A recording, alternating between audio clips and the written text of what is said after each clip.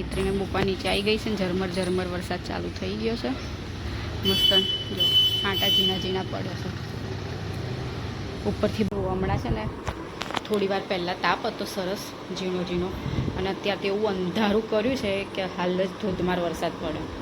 તો જો ઝીણું એનું બધું લઈને બેઠી છે અહીંયા, એનું ઓસીકું ને એનું ઓઢવાનું બધું લઈને આવી. ઝીણું પાણીપુરી ખાય છે.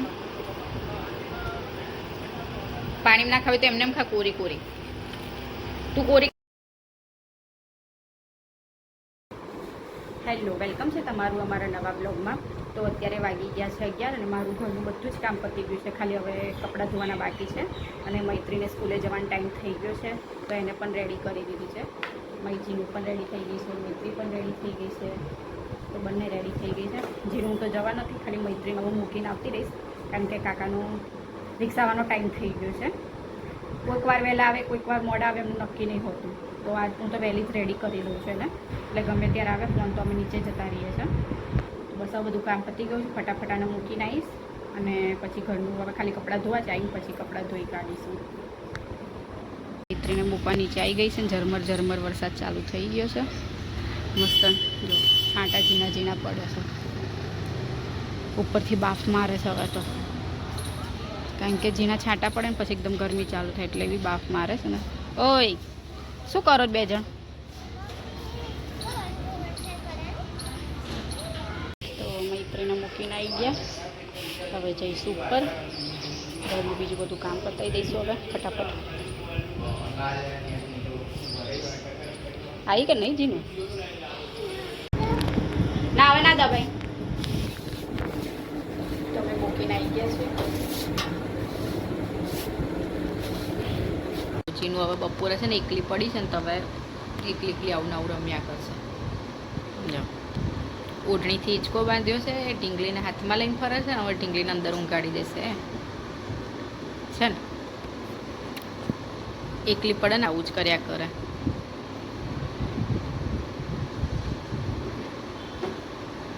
ઊંઘી ગઈ? દીદીની ઢીંગલી કઈ ગઈ? તો એને ઊંઘાડ દે. અને ચંપલ કેમ કાઢ્યા છે નવા? મૂકીને હા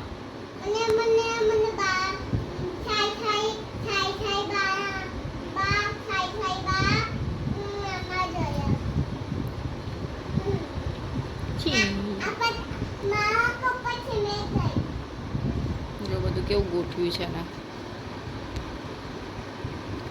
જમવાનું તો રેડી થઈ ગયું છે, બસ એના પપ્પાની વાર રાહ જોઈએ છે, આવે એટલે અમે જમી લઈશું બધા. અમે 3 જણ, મૈત્રી તો જમીને ગઈ છે, ખાલી અમારે 3 જણને હવે જમવાનું છે ને વાસણ એકલા પડ્યા છે એટલે જમી લઈશું, પછી વાસણ ઘસી કાઢીશું અમે. એટલે શું છે, તને ઊંઘ આવી ગઈ? ઢીંગલીને ઊંઘાડીને તને ઊંઘ આવી ગઈ? જો એના નાટક જોવા, એકલી પડે ને એટલે આવા નાટક કર્યા કરે. હવે ઉઠી ગયા હા બેન?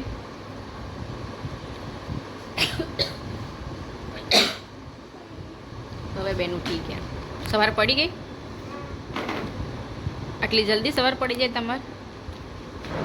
હે? બધાને હાઈ કહી દે. જમવાનું અમે જમી લીધું છે અને આના પપ્પા પણ જમીને જતા રહ્યા છે.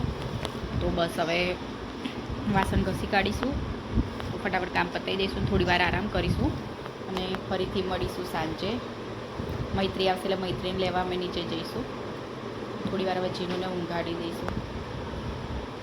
તો હવે બધું અહીંયા આગળથી મૂકી દઈએ, સાફ સફાઈ કરી દઈએ, પછી સૂઈ જઈએ થોડી વાર. હા જીનું, થોડી વાર સૂઈ જઈએ આપણે.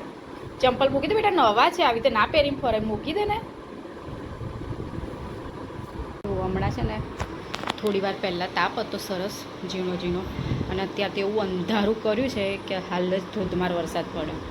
તો જો ઝીણું એનું બધું લઈને બેઠી છે અહીંયા, એનું ઓસીકું ને એનું ઓઢવાનું બધું લઈને આવી ગઈ છે, એટલે બપોરે એને સુકાઈ દઈશ.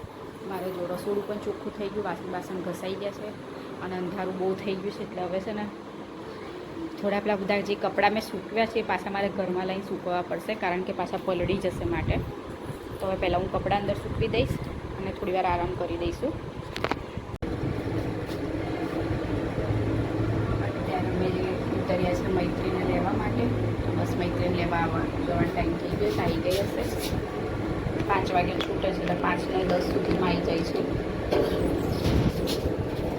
લેવા ઉતરે છે. ચાલ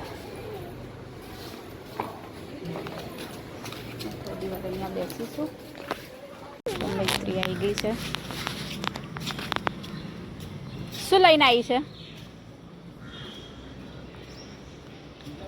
શું લઈને આવી છે? હા,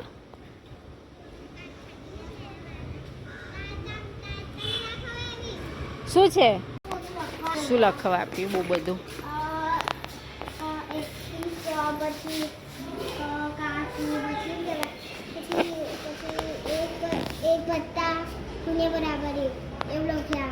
તે હમણાં આપણે કરી દઈશું. ફ્રી આમ ફ્રેશ થઈ જાય ને પછી ફ્રેશ થઈને હોમવર્ક કરવા બેસી જા. હા ને, ફ્રેશ થઈને પછી હોમવર્ક કરવા બેસી જા. હમણાં પપ્પા આવે છે. એ ધોવા નાખી દેવાનું બેટા, એવી રીતે પકડવા નહીં હાલવાનો. મને લાગ્યું તાર દાંત તૂટી ગયો ને એટલે તું રૂમાલમાં એવી રીતે દબાઈને આવે છે. મને એવું લાગ્યું. મને એમ કે તાર દાંત તૂટી ગયો છે. સેન્ડલ બહાર કાઢજે બેટા, એમને જ સેન્ડલ બહાર કાઢજે.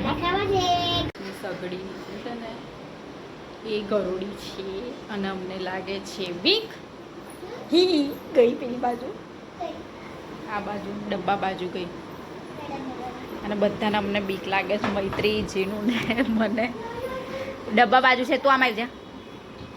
જીનું આમ આવતી રે ને.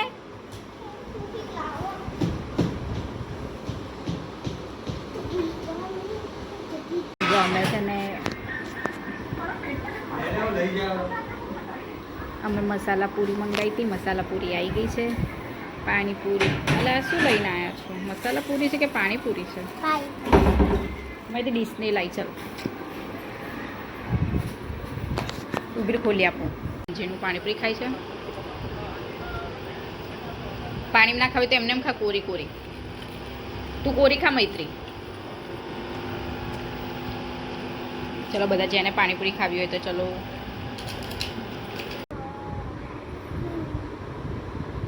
સાંજ પછી તો હવે ડાયરેક્ટ બ્લોગનો એન્ડ કરીશું, કારણ કે સાંજ પછી મારી તબિયત બગડી હતી, તબિયત સારી નથી માટે.